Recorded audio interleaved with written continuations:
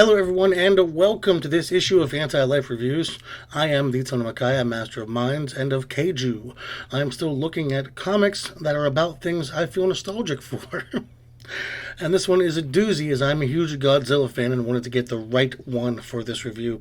So today I bring you Godzilla, The Half-Century War. It is 5 issues, published by IDW Comics from August 2012 to April 2013. Hit subscribe now, and let's look at some destruction. Writers and artists on this, actually the same guy, one James Stokoe, a guy who mixes a heavy manga style with an American comic art, and it works quite nicely. It can be jarring, and the coloring can occasionally be all over the place, but it's certainly a little bit different and brings some real personality to the King of the Monsters that is sorely needed. It doesn't stand out quite as much as I would like, however, Godzilla could use a little bit more grit, personally, in the art, but still, pretty damn good. So these issues are separated by date and place. Let's go over them in order, of course. 1954, Japan. We meet Ota Murakami, soldier in the Japanese Defense Force. He watches as Godzilla destroys Tokyo, and there's nothing they can do about it but witness the devastating wrath from the King of the Monsters. It doesn't stop them from trying, as Oda maneuvers his tank to try to slow the beast down, but even that is useless. He can only watch on as the Japanese Navy fight Godzilla. He is later told that the Japanese are starting a new task force, specifically to fight Godzilla, and if there are other beings like it, called the Anti-Megalosaurus Force, the AMF, and of course, Oda's much too happy to join. 1967, Vietnam. Oda has chased Godzilla here into the American War, but the AMF has someone special on their side. Dr. Wily cosplayer Dr. Randall comes up with crazy new technology he thinks might be able to stop Godzilla, though it never does. But it doesn't even matter, as the very ground beneath them quakes, and another monster arrives. Anguirus arrives, and him and the King of the Monsters do battle. They are both bombed to hell while fighting, and Godzilla seems satisfied with this, leaving on his own, but the AMF find a psionic transmitter there, seeming to have called the monsters.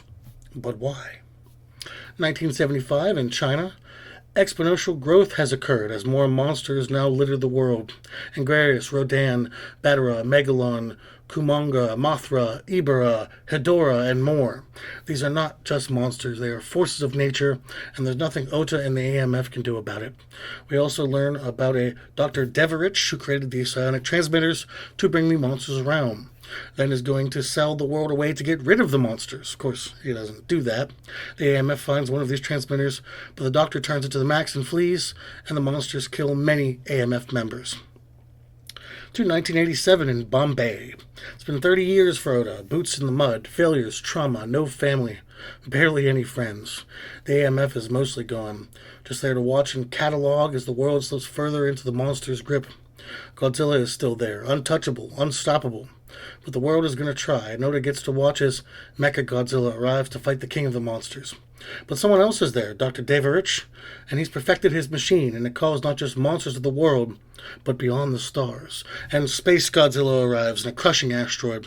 In the confusion, Oda climbs into the Mechagodzilla and fights alongside his longtime nemesis. In the end, they defeat the space monster, and Oda knows he had a hand in saving Godzilla, so maybe their feud can fade away. Moving to 2002, in the Antarctic, at the end of the world, Dr. Deverich called down unspeakable horrors in the forms of monsters like Gigan and King Ghidorah, who turn the world to cinders mile by bloody mile. The monsters run the world now. Oda is a dying old man, and his ilk have one more card up their sleeve, a new Mechagodzilla and a weapon. Godzilla appears to face down the monsters. Oda gets into the Mechagodzilla and they attack. It's an uneasy alliance and a hard-fought battle, but it's all a delay as Oda's men prepare their weapon, a black hole gun. They fire it, killing Gigan and King Ghidorah, and in the last moments before it takes him too, Oda gets to look into Godzilla's face as the blast encompasses him and his longtime enemy. Oda is killed, leaving behind his diary for his friends to find, and Godzilla might still be alive, his scales sinking into the ocean. Alright, let's discuss this comic book. Let's start with the art. The art on this didn't do it for me at first. Godzilla looked great, the backgrounds were interesting, and looked lived in and ruined and realistic. The people were a little webcomic-y, a little part anime looking, and not in a good way. But when the battle between Godzilla and Guterres happened, that's when the art began to shine. Not only was the fight given page time to breathe, but it looked amazing. It looked well done, like the defined storyboard for a Godzilla movie. It was detailed. We could see the impact of the attacks. Godzilla was given a real wide and varied moveset. It was awesome. And from there, all of the fighting, which took up most of the page count, was exceptional. This was the real strength for James here. I could literally just have him do kaiju fights, and I'd buy that, sincerely. To the writing, this took a unique approach. And it was interesting to show the same guy at different times, places, etc. And that was well done. It's hard to craft a compelling Godzilla story. So many of them falter. So many bad movies, especially the American ones. Personally, I just don't care for them. So having Godzilla be the forefront, and we are watching a person who is simply observing what's going on, was a smart idea. Sometimes writers, directors, whatever, want to humanize these monsters a little too much, give them sensibilities like us.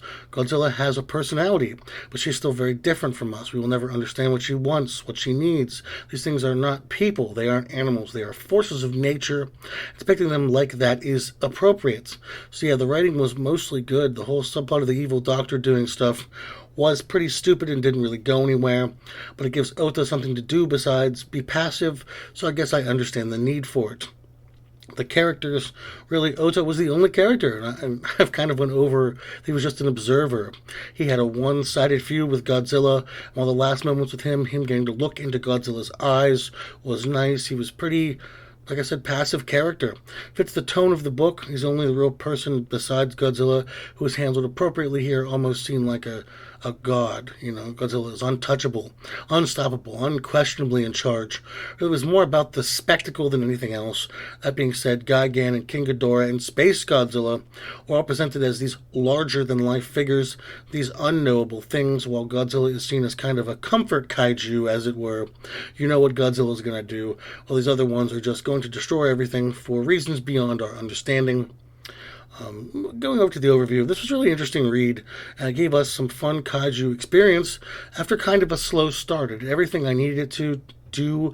We got lots of fan service to other monsters. It wasn't anything huge revolutionary, and it didn't break any new ground. But if you go into a Godzilla comic thinking it will, well, you're probably reading the wrong comic. So yeah, if you're a fan of kaiju genre or Godzilla, I'd absolutely check this one out. Well, that was Godzilla, the Half-Century War. What is your favorite Godzilla movie? I will be talking probably more about Zilla comics in the future, as I'm a fan, like I said. But please add me on Instagram under Demon Peaks to find some cool Twin Peaks memes that I make. Check out my Patreon where you can support me for as little as $1. That's just $1. And come back next week, we'll be looking at the Ghostbusters meet the Teenage Mutant Ninja Turtles. So go ahead and subscribe. And finally, have a great day, a great week, and thank you. From the Tono Makaya, Master of Minds and of Men. Goodbye.